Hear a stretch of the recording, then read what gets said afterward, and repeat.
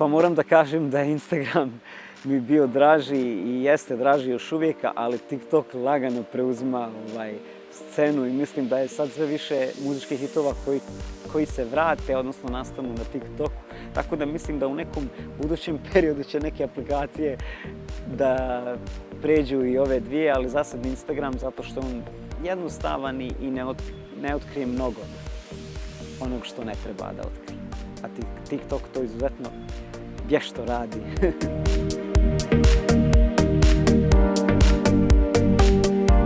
Pa to su zaista dvije ikone fudbala. Ja jako volim fudbal, ali mislim nekako da je Ronaldo bio taj nogometaš kojeg sam ja više favorizirao, iako znači ne želim nikako umanjiti simpatije, kvalitet i sve ono što ima Messi.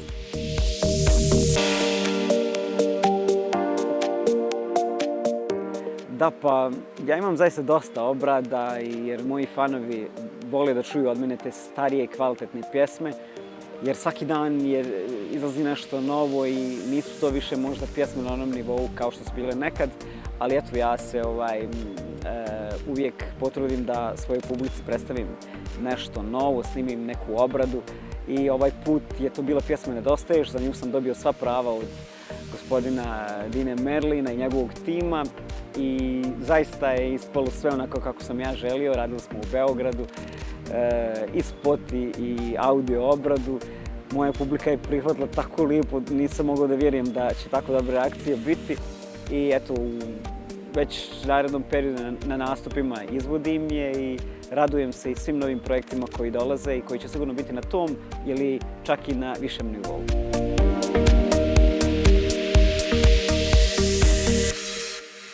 Pa da, radio sam ja mnogo pjesama, ali Da te malo oženim i Magično je bilo su moje komplet autorske pjesme i jednostavno to je onako dio mog raspoloženja, inspiracije koju sam imao u tom trenutku. Da te malo oženim je vrtljiva, luda i pozitivna pjesma, dok je Magično bilo onako sjetna i jedna kvalitetna balada koju je publika zaista prihvatila, eto, broji preko milionski broj pregleda i ja se nadam da tim tempom i nastavi i da će naredne pjesme da donesu takav uspjeh, pa i veći, zašto da ne.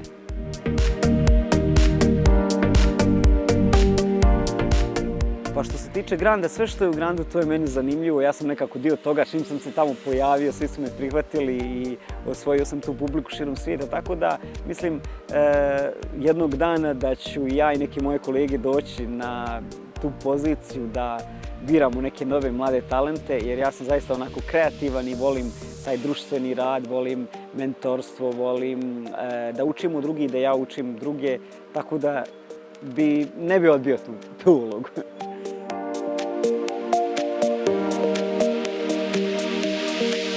Zanimljivo pitanje, takvo pitanje nikad nisam dobio. Pa recimo, mislim da su to dvije stvari koje se ne mogu porediti. Nekako Lepa Brena je ikona svog vremena, jedan idol svih generacija, jedna žena koja se možda nikad neće pojaviti na ovim prostorima u takvom domenu, u takvom sjaju. Dok Goran Bregović, on je nekako više čovjek koji je uvijek htio da bude u pozadini, a u stvari njegov kvalitet ga je uvijek stavio nekako napred. On je autor, on je kreator svih projekata svojih, tako da mislim to su velike zvijezde i nisu za poređenje.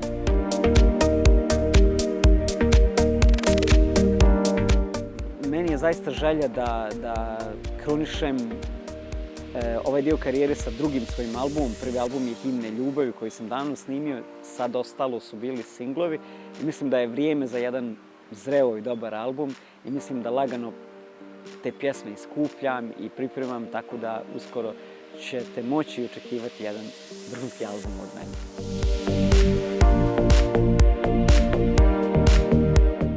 Pa što se tiče toga, na tom planu sam još uvijek solo, ali o tom potom bit ćete u medijima vi lako obavješteni oko tih stvari.